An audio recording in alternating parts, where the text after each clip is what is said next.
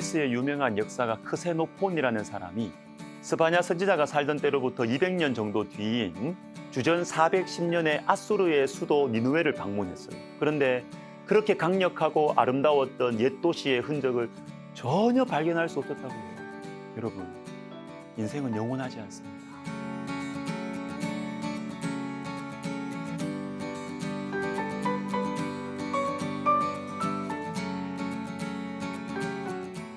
스바냐 2장의 마지막 부분에는 구스와 아수르의 멸망에 대한 말씀이 나오는데, 여기에서 구스는 애굽으로 보시면 되고, 그러니까 구스와 아수르는 유다 백성들의 먼 남쪽과 먼 북쪽에서 가장 막강한 영향력을 미치던 당대의 슈퍼파워들입니다.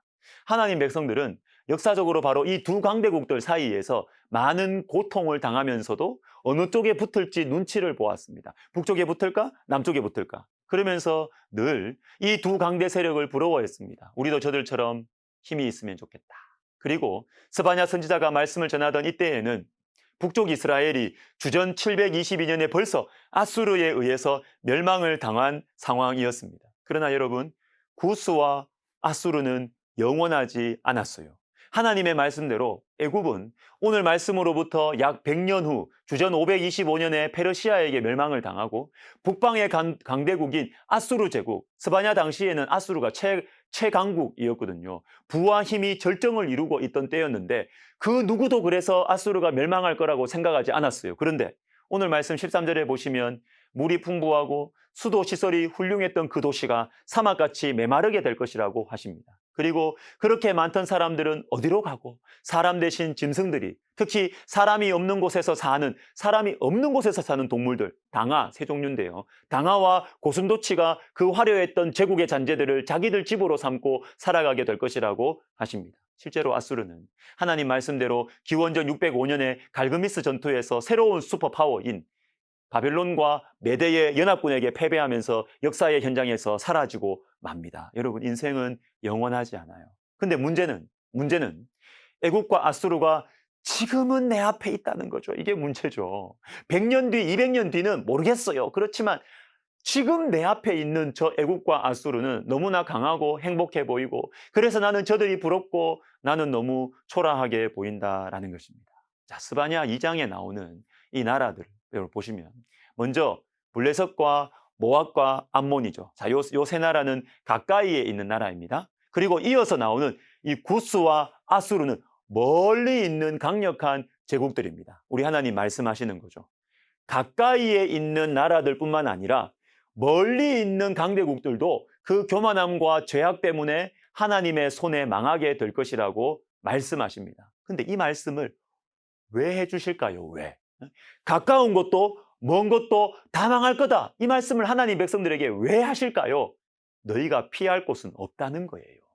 의지할 곳이 없다는 거예요. 서쪽에 있는 블레셋 무너질 거고, 동쪽에 있는 모압과 암몬도 무너질 것이고, 멀리 있는 남쪽과 북쪽의 강대국 구스와 아수르도 의지하지 말라는 것입니다. 동서남북 이제 피할 데가 없어요. 유다 백성들이 그렇게 부러워하던 나라들이 다 하나님의 손 아래에 있다는 것입니다. 사방이 다 하나님의 통치 아래에 있는 것입니다. 동서남북 다 막혀 있습니다. 힘으로도 외모로도 실력으로도 그 어떤 것들로도 피할 수가 없게 된 것이죠. 그러나 여러분, 정말로 피할 데가 없습니다. 오늘 말씀이 해주는 것이 무엇입니까? 하나님께서 오늘 애국과 아수르로 가는 길까지도 막으시면서 왜 저와 여러분에게 말씀하시려는 이 메시지가 도대체 무엇일까요? 동서남북 다 막아 놓으시고, 힘도 막으시고, 돈도 막으시고, 명예도 막으시고, 젊음 시간 다 막아 놓으시면서 내가 그렇게 가지고 싶었던 것들 하나씩 다 내려놓게 하시면서 우리에게 들려주시려는 말씀이 무엇일까요? 유일한 피난처가 있다는 것입니다. 하나님께로 오라는 것입니다. 너희들이 가려는 곳, 너희들의 마음을 두려는 그곳으로 가는 길들 내가 다 막았다.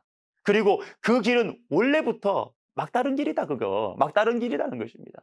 그 길로 계속 가다가는 너도 블레셋처럼 된다. 너도 모압과 암몬, 구스와 아수르처럼 된다. 그러니까 나에게로 돌아오라는 것입니다. 믿음으로 살아가는 것이 힘들어도 하나님께 와서 투정하고 울어도 하나님 앞에서 울라는 것입니다. 여러분, 인생은 영원하지 않아요. 인생 가운데는 피할 길이 없습니다. 인생을 의지하다가는 우리 인생 사방이 다 막힐 것입니다. 잠시 뚫려 있는 것 같지만 결국은 막다른 길이고요, 망하는 길입니다. 그러나 여러분, 우리에게는 영원한 생명의 길이 있습니다. 결코 무너지지 않는 분, 결코 실패하지 않는 분이 우리 곁에, 우리 안에 계시는 것입니다. 여러분, 인생은 영원하지 않아요. 젊음도 영원하지 않아요. 외모도, 재물도, 직장도, 명예도, 학벌도, 건강도 영원하지 않습니다. 전도서 12장을 보십시오. 너는 청년의 때에 너의 창조주를 기억하라. 곧 공고한 날이 이르기 전에 나는 아무 낙이 없다고 할 해들이 가깝기 전에. 전도서는 인생의 지혜를 가지고 있는 노년의 믿음의 선배가 청년들에게 해주는 말씀이죠. 무엇을 말해줍니까? 인생 영원하지 않아. 우리 인생 가운데는 우리가 의지할 것이 없다는 것입니다. 너희들이 그렇게 갖고 싶어, 너희가 없어서 그렇게 가슴 아파하는 그것들, 그리고 그 사람들, 그 상처, 그런 것들 다 헛되다는 것입니다. 다 막다른 길이라는 것이에요. 너희가 돌아갈 곳은, 너희가 의지할 분은 하나님 한 분밖에 없다는 것입니다. 사랑하는 여러분, 블레셋도, 암몬도, 모압도, 애굽과 아수르도 영원하지 않고 우리 하나님과 비교할 수 없어요. 아수르와 애굽을 의지하지 맙시다. 다 쇠하여질 것입니다. 그 대신 창조자를 기억합시다. 그분에게로 돌아갑시다. 우리 주님께 마음을 내어 드리십시다. 이것이 우리의 힘이고 실력입니다. 기도하겠습니다. 하나님 아버지, 영원하지 않은 것들을 사모하고 그것이 없어서 매여서 괴로워하고 불안해하고 원통해하지 말고 영원하신 하나님, 생명의 근원 되신 하나님께로 돌아가서 하나님 안에서 살아가는 복된 인생 살게 하여 주옵소서. 예수님의 이름으로 기도하옵나이다. 아멘.